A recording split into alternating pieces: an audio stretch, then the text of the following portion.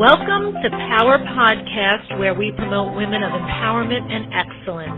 Come spend 10 minutes and listen to inspirational women tell their stories. These professionals will empower and motivate you to be the best you can be. Welcome to the Power Podcast. I'm your host, Allison Swerdloff, and today I have the honor of interviewing Dr. Vivienne C. Meanger, who is a Senior Executive of Healthcare Management. Dr. Meanger has extensive clinical management and consultant experience, both domestically and internationally. She specializes in compliancy with state and federal regulations, multi-state and multi-site management, efficiency in communication, and program development. Dr. Meanger holds a Ph.D. in Public Policy and Administration from Walden University, as well as a Master's of Health Science and Occupational Therapy from the University of Indianapolis. She holds several certifications and licenses.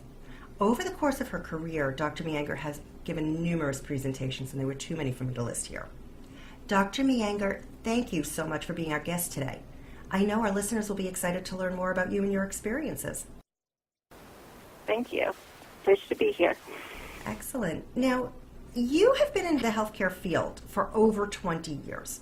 What inspired you to enter the field in the first place? An interest in healthcare combined with the desire to travel internationally and work in the international market led me to the field of occupational therapy when I was considering professions that you can study at college. I was educated in New Zealand and wanted to travel overseas. So occupational therapy is one of the professions that actually enables you to do that because it's part of the World Federation of Occupational Therapy. And also the profession combines many elements that were important to me: creativity, solution orientation, problem analysis, teaching, coaching, mentorship, and just adapting and being able to make a difference in the lives of other people. And initially my interest was in pediatrics, which was facilitated by some personal experiences when I was younger and spending time in hospitals and having some rehabilitation, and what influenced my decision. So that was sort of what led me into the field. Oh, very interesting. Now, what led you to move from actively participating in occupational therapy to consulting? Since I know doing the consulting, you're no longer working with patients on a daily basis. I think the main catalyst was completion of my PhD in public policy. That was the main reason, was learning, giving you a different platform, a greater knowledge base, and being able to advance and generalize your skills to a wider expansion, so to speak.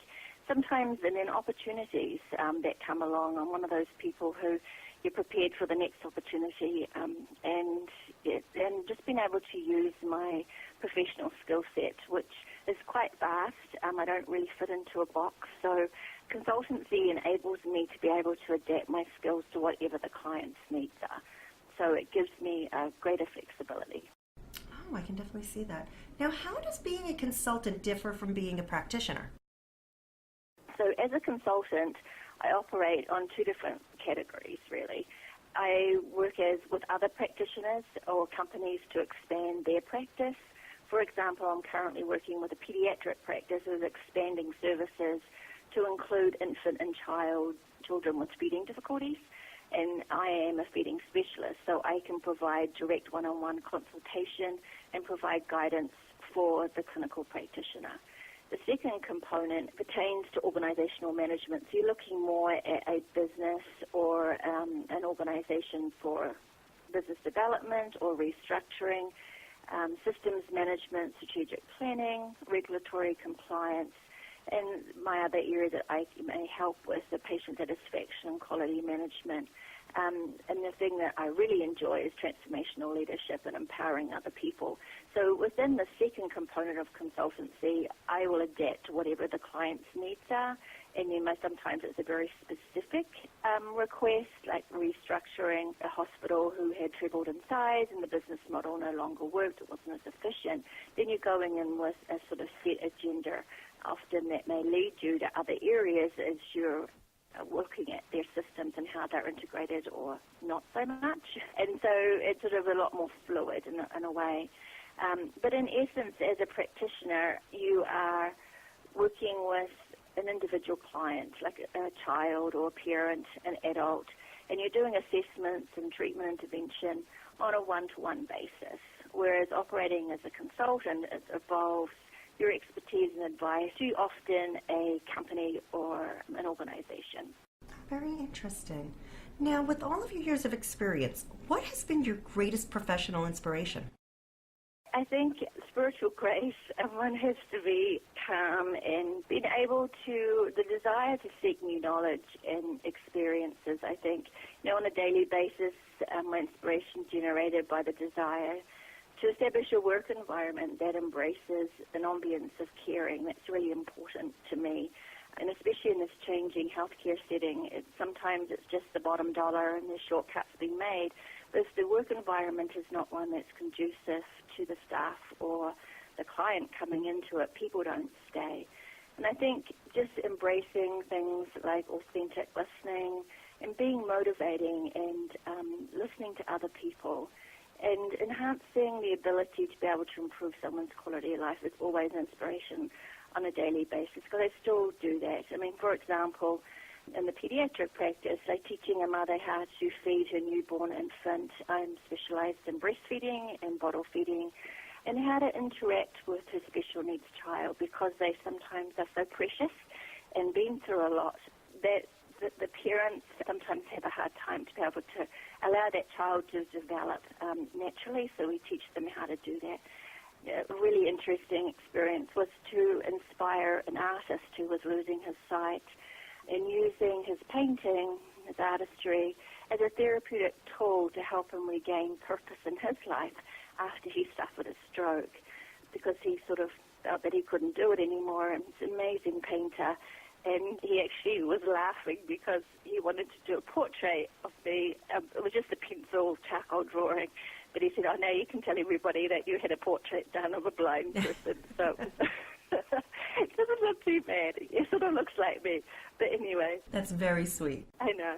And being able to assist people who have had a lot of pain, I specialize in pain management from a clinical perspective, and being able to know that you can make a difference and help someone who can sleep for the first time in many years because their pain has been managed.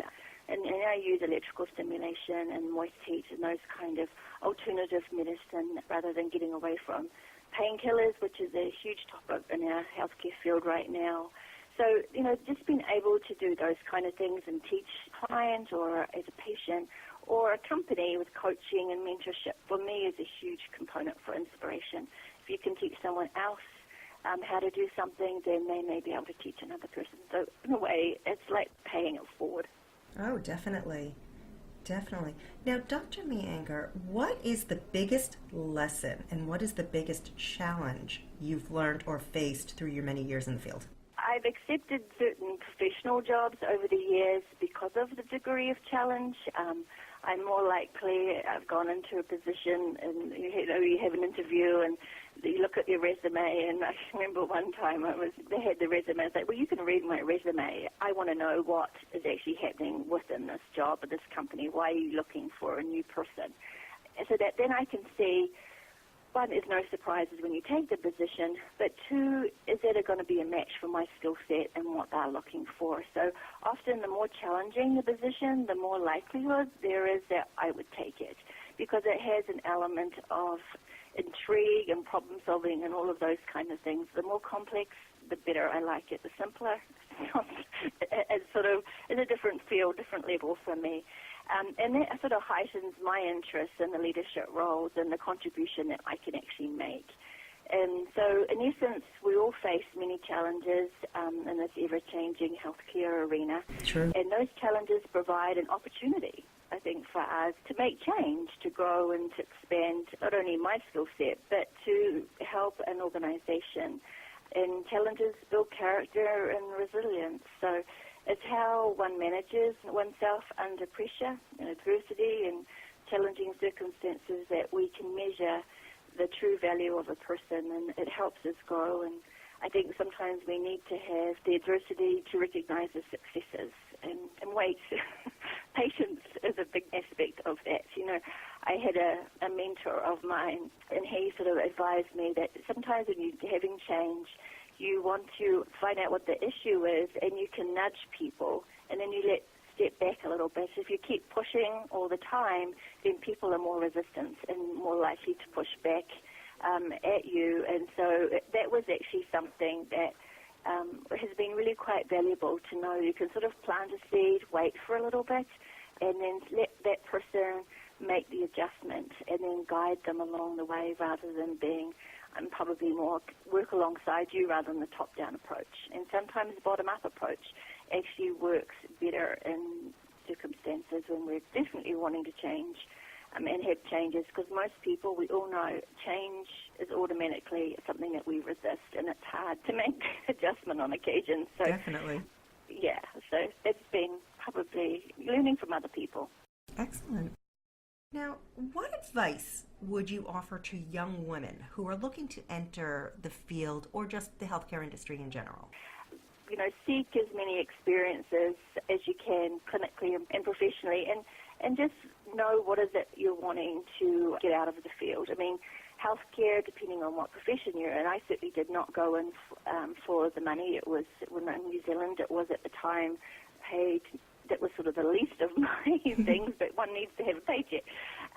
But it was really looking at what are the qualities that you're wanting professionally that meet your needs as a person, and that you can learn from other healthcare people. So if you wanted to get in the healthcare field, shadow somebody who works in that field before you actually go into the profession. And occupational therapy, that's actually one of the requirements to get in as a student, is to actually shadow a therapist in a couple of different clinical settings to get a better understanding of what the profession is about. And I think that helps people get a clarity and then find out, is it really what they want to do? And another aspect is we all learn from our mistakes, but learn from other people's mistakes too, because I think the other things that you remember is if you do something wrong or it could be changed a little bit, modified, then we're more likely to, learn when we encounter that same situation further down. My biggest thing, I think, when I was doing my PhD, which was focused on the human caring theory, was looking at the best relationships, using a relationship-based model, where you're evaluating the uniqueness of other people. You treat people equally with equal respect, and you know that everybody, regardless of their situation or circumstance in life, has something valuable to offer humankind. And I think it's a shared situation, whether you're in business or you're working with an individual client, that working alongside somebody and finding out what their needs are and how we can help them. Or sometimes we may not be that right person. It may be we then connect them with someone else who can meet their needs, better. And so it's really just having those connections within a community and knowing where can you direct somebody. Because, word of mouth of how something's happening. Do you know an acupuncturist? Do you know a good massage therapist? Or a physician. So those things are important, having those professional connections. Excellent. Now, what else would you like our listeners to know about you and your practice, or your practice? I think one of the biggest things is I really like learning new things. Being intentional about what you're actually doing with your learning experiences and opportunities. I think having a path that you're wanting to go on and being passionate about what you're wanting to do by discovering, your God-given talents. Pursue your dreams. There's always people who are happy to say you can't do it, but within reason, continue to have a dream and have goals and plans about where you want to be able to go and what you would like to be able to do. And sometimes life takes us on journeys that we didn't think about. For me, I had always wanted to go to Saudi Arabia. When I was in college, I had several friends who were nurses and went over in the 80s. And so it was like, okay, that was something I'd like to do on my bucket list. And then a couple of years ago, I was contacted by a hospital over there to come over as a consultant and do some work for them. And it was years and years ago. It happened a long time later, but it happened. So you just never quite know when things, they may not happen in your timing, when you want it, But if you've got your eyes open and you're ready for an opportunity, they often will come your way eventually. I think another aspect is discovering your leadership styles and knowing how you as a person relate to other people, and knowing that there's different kinds of leadership styles for different situations, and know your strengths and when to utilize them. And, there's different types of leadership, and I think we don't wear the same clothes every day, and there's a reason we choose certain clothes. Like you have your power clothing, you have the day when you feel more comfortable, and it is dressing for the situation.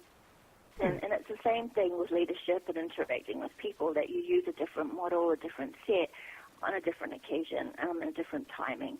Definitely makes sense. Yeah, and it's important, I think, to realize that leadership is not associated with a job title. Leadership is a journey. It's a series of opportune moments combined with adversity and success. Without the success, as I said earlier, without the adversity, we wouldn't recognize the success. And I think that makes it more cherished by us. And then I think it's important to know, as a person and an individual, how do you define success? Because it can be different things for other people. And I think each experience develops character and it strengthens your resilience. And I think lastly, embrace life and live each day to its fullest. I keep saying to my daughters, I have 3 children, and my son, but the girls listen more, I think, is more like, weave a tapestry of life experiences, you're interwoven with threads of caring and hope and the ability of making a difference. Have fun. That whole adage of live, love, and laugh. Life's too short. We're put here on earth for a reason, and make the most of it. But I think if you can live each day to the fullest and do something to make a difference, even if it's just a smile. No, you're absolutely right about that. Now, one last question. If our listeners wanted to get in touch with you, what would be the best way? Probably by email, and I can give you that. That would be wonderful. Basically, Dr. Viv 2015, so DRVIV 2015 @gmail.com. I also am on LinkedIn, but I'll be honest, I'm not always the best at responding promptly to that. What about a website? Do you have a website? www. In my full name, Vivienne, Vivine, Meanger, MEANGER, one word, .com. Perfect. Now, Dr. Meanger, thank you again for being our guest today. I don't know about our listeners, but I know I did learn some interesting facts about your specific area. I didn't quite understand the consultant and how that worked, and thank you very much for enlightening us on that. You're most welcome. It definitely was wonderful. I'm hoping that our members will be